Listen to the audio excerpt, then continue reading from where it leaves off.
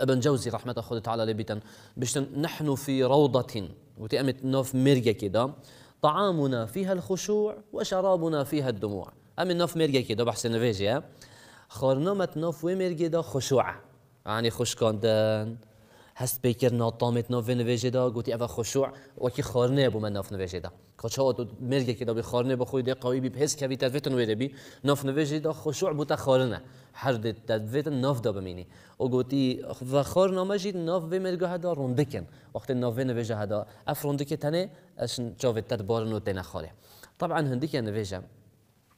أو خشوع تدا بيدات كي وتلدفخ حاضرت كي وآمادت كي طعمك جداد ده تنفيجته بلكي جلك دهيتا جوهرين بلكي تو دنفيجي كي بري نو كتا أو نفيش نكريه تنفيجي دي أنجام داي بري نو كا أو نفيش تأنجام ندايه چونكي دفنا في نفيجي هذا راست جسمي العردي بس راح الدور على الشيء زفريدا راح الدور على الشيء خود تعالى ونف عسمانه دا تيتو تشيد هست بلندهيه كمازن دكي هر ده هست بكي هشتا تو نزيكي خودت بي هشتا تو نزيكي رب العالمين بي وكي شيخ الاسلام ابن تيميه قلتي رحمه خود تعالى لبيتن وبيغمبر خود قلتي عليه الصلاه والسلام نزيك ترين جهمروف نزيكي خود بيت وقت السجده وقت السجده اقرب ما يكون العبد من ربه وهو ساجد